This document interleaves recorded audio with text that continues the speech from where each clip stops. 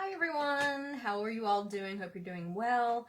I just wanted to show everybody how I get the frizzies out of my wigs. Um, some wigs towards the end they start to get clumpy or frizzy or they get tangly. See how I can barely get my fingers through there? You can just tell it's really tangly. This was the only wig I had that was the closest to being tangly enough to even show you. I was hoping that I could show you one on a wig that was more tangly, but this is the close I got to tangly right now. But as you can see, like when I run my fingers through this, they kind of get caught up in there. Main part of a wig that usually gets all tangly is, of course, this underneath, this nape here, right at the end, where it rubs on your collar and your shoulders all day. So I'm just gonna show you how I get my wigs kind of revived, I guess you could say. And I just want to say this is just like how I do it. So I'm just showing you how I do it. This is just my personal experience. So this doesn't reflect anything with this group or, you know, if this isn't the method they want you to use, just be aware that this is just kind of how I do it. It's just my personal way that I do it. And also I want to make a point that all my wigs are really straight. So this is a pretty easy method for me. If you have a wave that's curly or wavy, this is going to take the wave out, or at least some of it anyway. So be aware of that. So yes, it will take the frizziness out, but it's also going to take the wave out, so you'll have to put the curl or wave back into it somehow with like some type of hot roller, or if you search the group for how to curl a synthetic wig, I'm sure there's many videos that'll pop up. Linda Smith does a lot of curling with her wigs, so you could probably search the posts in the group to find out how to put curl back in. However, this method will take the curl and the wave out, but like I said, a lot of my wigs are just straight, so this is like the perfect method for me.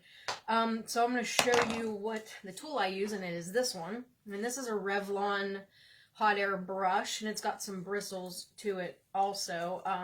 And there's some settings on here. There's cool, low, and high. I use it on low most of the time. I don't want to put it on high because this is not a heat-friendly wig. I'm going to do it on a non-heat friendly synthetic just to show you. And I've been doing this for months and it hasn't ruined any of my wigs, but you want to be really careful anytime you use heat on a non-heat defiant wig. So, first thing I'm going to do is I just kind of want to get the tangles out of this. So I'm going to start at the bottom and just kind of brush out as much tangle as I can. Below and beneath of it, because when you run the hot air brush through, you don't want it to be catching on anything. Even though this wig, like it does catch, like it definitely, you know, it could use to be defrizzed, I guess you could say. So I just run like a little brush or use your wide tooth comb and kind of get the tangles out. Now, like I said, and I know this is probably not picking up on camera, but as you can see, like there's areas where it almost looks like there's a lot of it almost looks like split ends, I guess is the best of what I can call it. It almost kind of looks like split ends. And I don't know if you can even see that because this wig color is so light. But the first thing I like to do is the nape, because if this hair appears okay, I wouldn't even bother running a hot anything with heat through that area, because really the main area that usually gets the most frizziness is all of this underneath. So if you have a shorter wig that's curly and you're getting a lot of frizziness right here, it would probably be okay to straighten that area out, because once you put the rest of the wig down, it's going to cover it up anyways. So let me just comb through this once again, and I will show you what I do. So the first thing I do, or that I need, is I'll take water, and I usually have this brush handy, and I usually have this handy, and I clip up the front of the wig. So what I will do is I usually do it by section. So I'll take a small section and I will wet the section, run my brush through it one more time, take my hot air, and this is going to be noisy, so I'll try and be loud, but hopefully you'll be able to hear me. I'm going to put it on low. It'll take it a minute to kind of heat up. It's very low heat on this. And so what you want to do is I bring it underneath, and pull down. And you can clip this hair out of the way, but I didn't. And I just do this. And then I just keep running it through until I notice that the hot air brush is gliding through very easily. And you'll see those, and I tend to pull it kind of like this, and you'll see those areas that look like frizzy ends just completely go away. They will literally completely go away. And you don't want to leave it like sitting still too long because there is some heat coming out of here. But, you know, you don't want to like leave it sit there for a very long time on the hair. You just keep pulling it through and see how like effortless that becomes. And this hair is, you know, this is like, this is like brand new. This looks like the wig's brand new right here.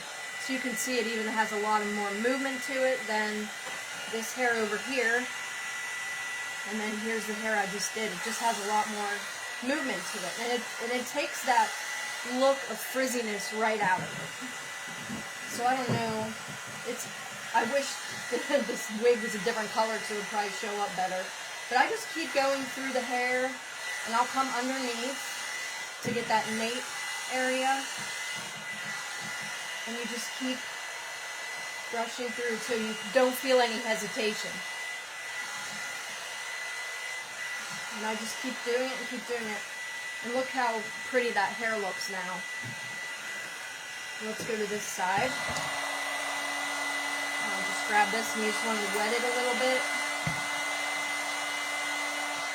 And you can go down this direction, or I come up underneath because a lot of the hair that gets tangly is up underneath here.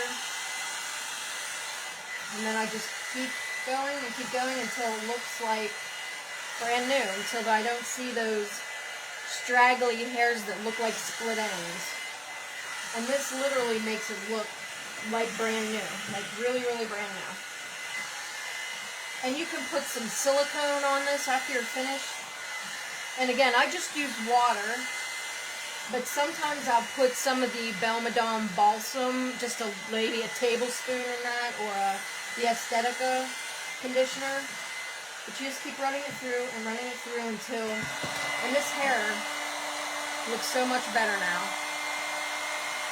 Let me turn this off for a minute. But this hair looks so different now. It looks so straight, and look at the ends. It just completely got rid of all of those hairs, and I can run my fingers through it.